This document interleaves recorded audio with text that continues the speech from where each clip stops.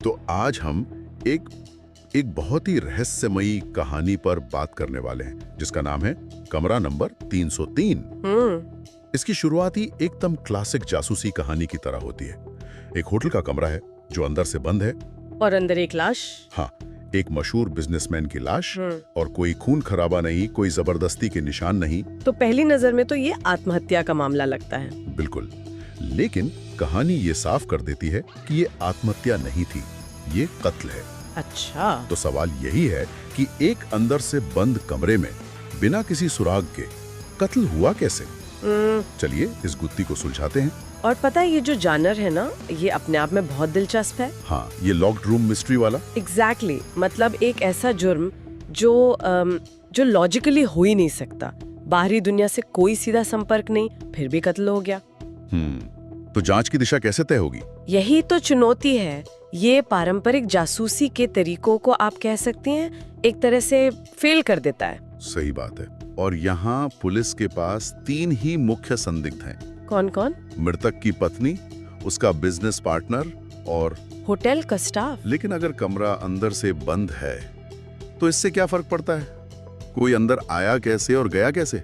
यही तो सवाल है, और इसी एक सवाल पर पूरी जांच रुक जाती है।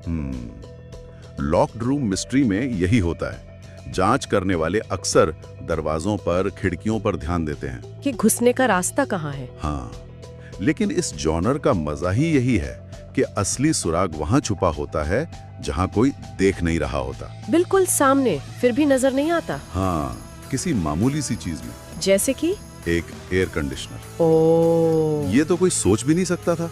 और यही इस कहानी का सबसे चौंकाने वाला मोड़ है। तो क्या हुआ था? जांच में पता चलता है कि मौत जहर से हुई है, पर जहर उसके शरीर में नहीं, हवा में था। हवा में? मतलब जहर को हवा में मिलाया गया था, जिसे एसी ने, जो पूरी रात तेज रफ्तार से चल रहा था, पूरे कमरे में फैला दिया। अच्छा, तो यहीं पर कहानी पारंपरिक रहस्य से मॉडर्न हो जाती है। बिल्कुल, क्योंकि पुरानी कहानियों में तो कोई गुप्त दरवाजा होता था या कोई मैकेनिकल ट्रिक होती थी। हाँ, लेकिन यहाँ लेखक ने एक अदृश्य हथियार का इस्तेमाल किया है, वायरलेस टेक्नोलॉजी। तो एसी को कोई हाथ से नहीं चला रहा था? नहीं, उसे एक मोबाइल ऐप से कंट्रोल किया जा रहा था। एक ऐप से? हाँ, और वो ऐप सिर्फ एक ही फोन में था, पत्नी के। तो कातिल को तो कमरे में आने की जरूरत ही नहीं पड़ी। वाह, ये तो बहुत ही स्मार्ट तरीका है। मतलब यहाँ हथियार एसी नहीं है, नहीं, बल्कि टेक्नोलॉजी पर हमारा भरोसा है। ये एक बहुत गहरा पॉइंट है।